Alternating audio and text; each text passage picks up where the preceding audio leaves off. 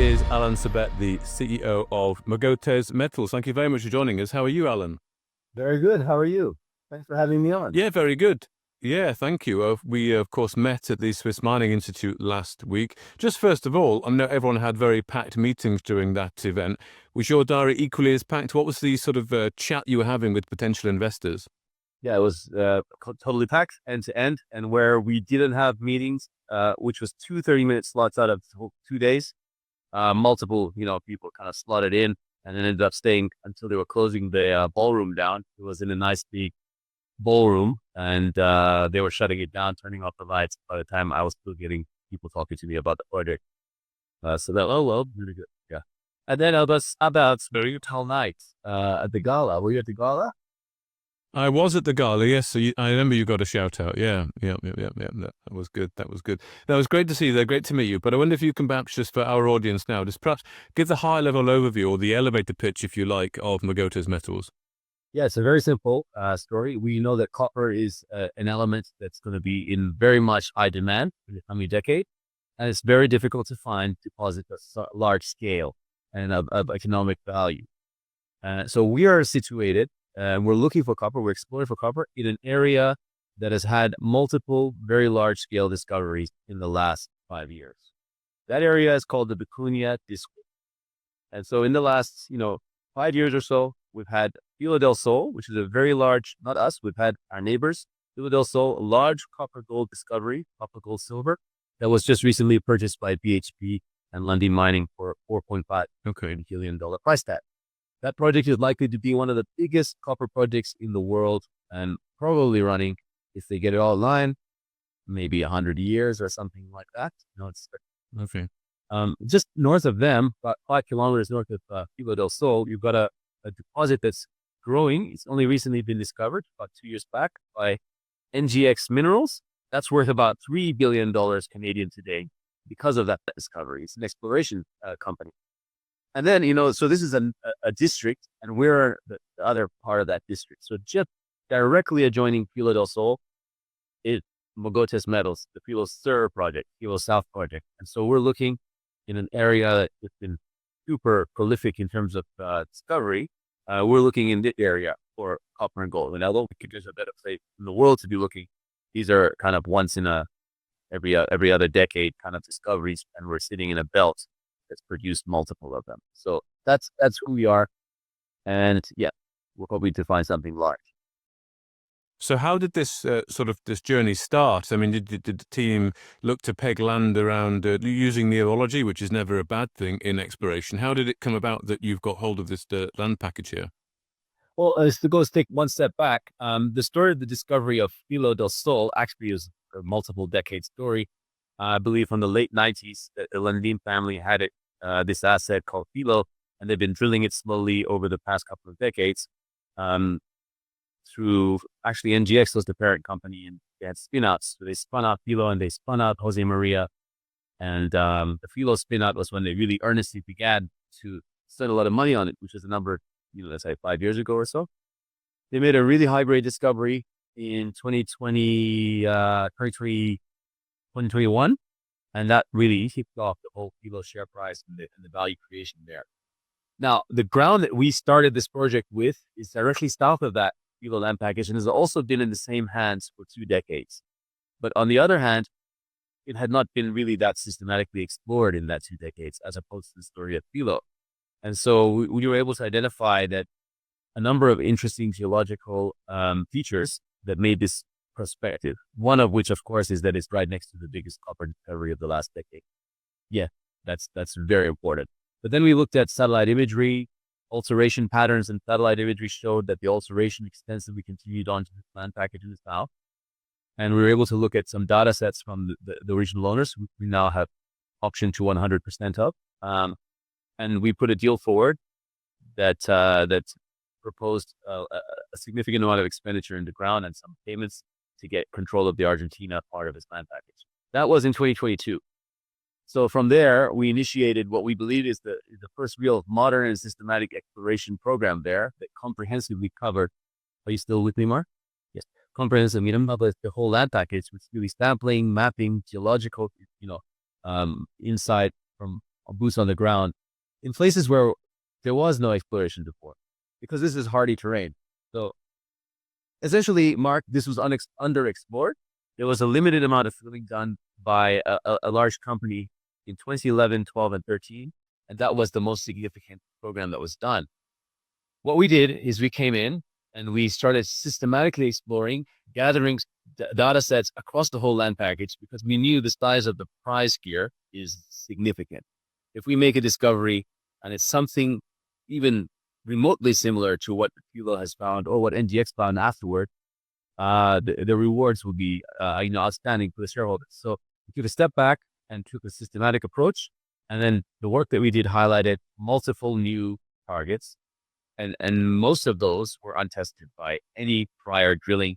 And in many cases, they were totally unsampled at the surface and unidentified, and didn't even have a road access to them or anything. So like the explanation is quite clear. The thing is just needed work done, and we started doing that work. Okay. So you say you've got those targets identified. I mean, how confident are you that the deposit, that the geology is favorable and does indeed sort of extend onto your ground here? How are you going to sort of look to prove that up? Sure, yeah. Look, I need to be careful here. Our technical advisor and director, Stephen Nano, designed a program up, and he's the one best suited to talk to it. But what I can tell you, as a layman and also the CEO of the company, is that there's a number of coincident data sets that help us understand the controls on the mineralization and the attractiveness of these targets. The first is, in this part of the world, in the Andes, the deposits that you see form are generally in that north-south belt. And that's not just in the Vicuña District, which is a segment of that long corridor, but it's about 1,000 kilometers running north to south, where producing mines and deposits occur on that north-south belt. So when you look at the Vicuña District, you're zooming in, you're looking at, let's say, 30 kilometers north-south. You're looking at Los Helados, which is a porphyry deposit owned by NGEx Minerals. You come south, you're looking at Lunahuasi. A little bit further south, you're looking at Filo. You continue south, you're in the Mogotes land package, which is the size of a land package and contains the extension of that trend. So we're on the right structural kind of setting and corridor where the mineralizations continue. Then you look at a few other things, right? You look at, does the soil sampling, like you can do a grid of soil samples, it's a very common technique. Are you seeing copper? Are you seeing gold? Are you seeing the right elements in your project? They continue on from Filo del Sol and from that trend. And the answer is they do. We've got some examples in that presentation, but you can see extensive copper in soils on the surface of our project, or gold in soils, continuation of that. You look at other things. You look at alteration. Are the rocks altered up? It's a good sign, so that hydrothermal fluids moving and metals moving about. And the answer is yes. You can see that in the satellite imagery. You can see that on the ground. You can see that in the geology. Are we seeing? So that's all at the surface level. Are you seeing the right geological features? Are you seeing interesting things that tell you there could be a porphyry here or a high sulfidation thermal deposit here? And the answer is yes. The texture, the type of rocks, the geology that we're seeing indicates at different targets it's all different, obviously, because of different geology, but a number of interesting geological features at each specific target. We don't have to go one by one through to explain what they are. Then, we stepped back again and said, let's do a geophysical survey, both IP and MT, across the whole project. We did it. And then we uncovered significant geophysical anomaly underlying these surface-based data set. So you've got interesting copper or gold or whatever pattern it is for the target at the surface, and then underlying that, for our prospects, almost all, something very interesting in the three-dimensional space that tells that this fits a particular model and it needs to be drilled or explored. Okay, so the confidence is based on the data, and the data that we've collected is very high quality, very systematic, and we'll use the most modern technology and technique, because we know that there's potentially a huge prize here. I'd be surprised if it was there. We should find it, because we're taking the best approach that field to the exploration. Yeah, indeed. So what does it look like there in terms of exploration plans that you've got for the immediate future? I mean, perhaps towards the end, as we look towards the end of this year here, where would you like to be, and are you ready to go with your plans? Yeah. So one of the things I outlined is what we've done, and that generated a number of very interesting targets. What you'll let you do with those targets is firm them up more, to reduce the risk of drilling so that you're able to drill the best possible hole for each target. The worst thing to do here is to run in half-cocked, drill a hole into a target when it's not fully developed, and you'll have impatient investors or people assessing that and saying that's not a discovery or that's not a hit, when in reality you've just oriented the hole wrong, you didn't cross the vase right, or you missed the anomaly by X meters, or you just messed it up. And so that's not what we want to do. We want our shareholders to participate in discovery, so we're taking things at the right level for each prospect. So we right now are in the field and working up each of the targets. A few months back, we started creating a series of trenches over the top of each of our priority targets to further refine those results. And those are going to be coming through soon. But what's happening at the very minute we're talking is that we've got a new land package that adjoins the existing one that we had. It basically secured, we optioned this package, secured the extension of that Filo del Sol trend. And that's been really exciting because, again, this land package is sitting with one company for 20 years. It had not been explored. It had not been drilled at all, zero drilling in the entire option. And it was sitting directly south of Filo del Sol. So Filo del Sol's here. You go 1 kilometer or so, bang, you're into Mogotes land package, and we just added the other half of it. So we've got the full strike extension of Filo del Sol now. And that Chilean land package was totally unexplored. We're working there now. We've done a significant amount of sampling and mapping, and we're analyzing that data. We've got a geophysics crew out there completing the 3D geophysics that we've got. So that's exciting. The results from all of that work is being interpreted as we're working in real time, and we're going to get those out to the market as well. Okay. So you've got those. That's effectively refining your drill targets. Would you then look to go straight into a drill program and what's the investment case for potential investors and shareholders? Is it waiting for that drill program to go to potentially find the deposit you're looking for? Yeah. Well, look, what I'd say, Mark, is this. We've got more ground than ever before. We've secured the full extension of the Filo trend. It's important to have perspective. We are sitting next to not one, but multiple world-class discoveries. Okay, so we're in the right place, and we've collected significant amounts of very interesting data. The new ground is unsampled and unsurveyed from a geophysical perspective. The information from that should be very interesting.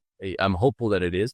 And I think when that comes out, that'll be exciting for anyone interested in discovery.